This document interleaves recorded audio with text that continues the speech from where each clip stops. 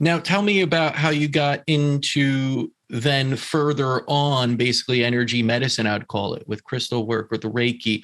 Was that somewhat brought upon because of your experience, because our approach does bring up the energetic side so much, and you experienced that you wanted to continue down that road? I think it's really neat the way bioresonance can show the subtle aspects of the body. And when I was given an image of what my aura or personal bubble, whatever you'd want to call it, when I was given that image that day in New York City, and I saw how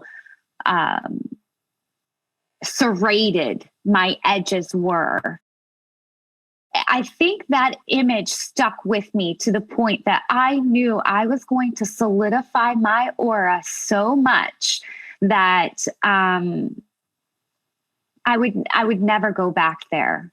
So I think at the end of the day, it was always and has been about encapsulating my own health and wellness. And yes, it has led to all of these other levels that have now given me so many opportunities.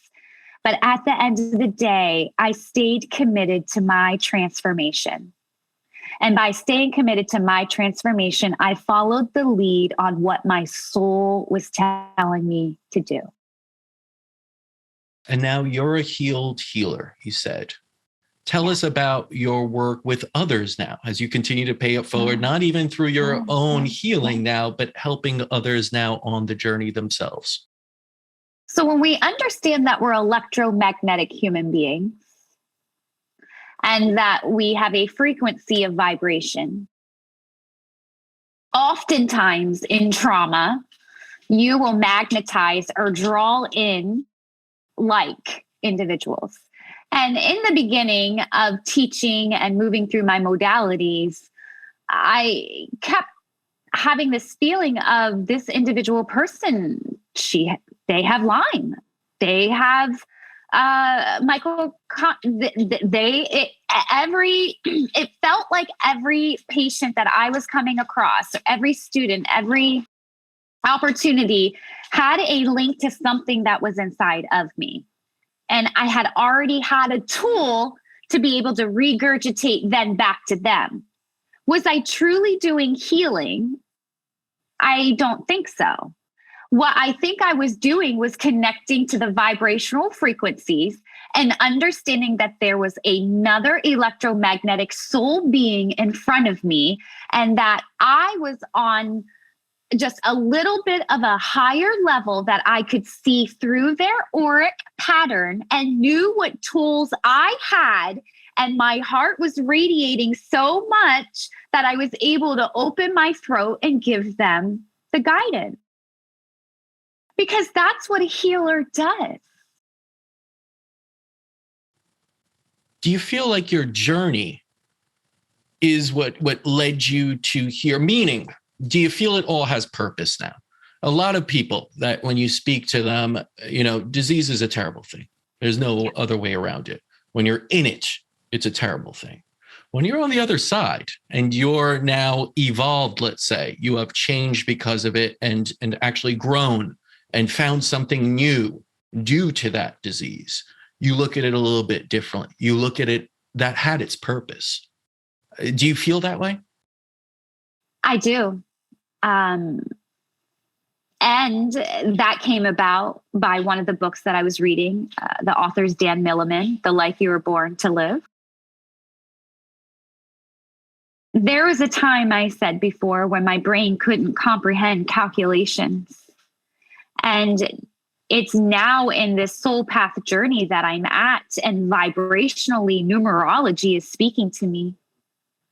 So much to the point where I'm diving into it extremely deep to understand, why am I seeing 1111? What is this consistency of 444? Why is the number 7 so meaningful to me? And so I think at that point in time, when I understood that I am a life path 7 and was able to then recognize and understand soul contracts, right? Because I don't think that the Heather I was previous to my healing, the disease, the vibration that I was on previous to 2016 or whatever, per se, let's say that, I wasn't capable of understanding that. When you clean up your terrain, when you clean up your home, you make it sacred. When you clean up your body, you make it sacred. When you choose a job that provides you with the sustainability and you make it sacred, everything falls into place. And that's when I realized this path has led me. This journey has all been worth it. And I would never want to take back. I don't wish it upon anyone else. Oh no. But my soul needed that in order to transform, or what we would call alchemy. Yeah. I mean, alchemy is an amazing thing, of that transmutation of something into something else, right? And it's something I think people, again, could jump into the rabbit hole and learn a lot about. Steiner's work, anthroposophy, all of that. Yes, but it relates so much to life, and it relates to anyone that's suffering with disease. Now, knowing what you know now, going through what you experienced, going through the healing journey, what message would you bestow upon someone that's suffering right now? Someone that was, like you in the 2016 era, that's just seeking, some kind of hope, some kind of inspiration. What message would you have for them? Take a deep breath. The minute that you take a deep breath, and I mean fully inhale through the nose, lift up and pull back on that perineum, hover slightly and take a full exhale out, your body will communicate to you. Your soul will vibrate and let you know on that level what your worth is. And there is nothing in any dimension, in any world, ever worth extinguishing your light. And the radiance inside of you through this journey will provide an overwhelming amount of gratitude in the end, and it will be worth it. It's a wonderful message. Heather, where can we learn more about you and your work? So I have a website. As I moved through my journey, I felt like I was slowly becoming more aligned with my journey. And when you start teaching yoga, unfortunately, you have some liability issues and things like that. So I had to become incorporated, and I kept thinking mindfully aligned, right? I feel like I'm mindfully aligning in the journey of yoga and Reiki and crystal and Ayurveda. And so you can find me at www.mindfullyalign.org. My healing journey is on my Instagram page, which is Aligned Heather. And I also have my business page on Facebook, which is also Mindfully Aligned as well.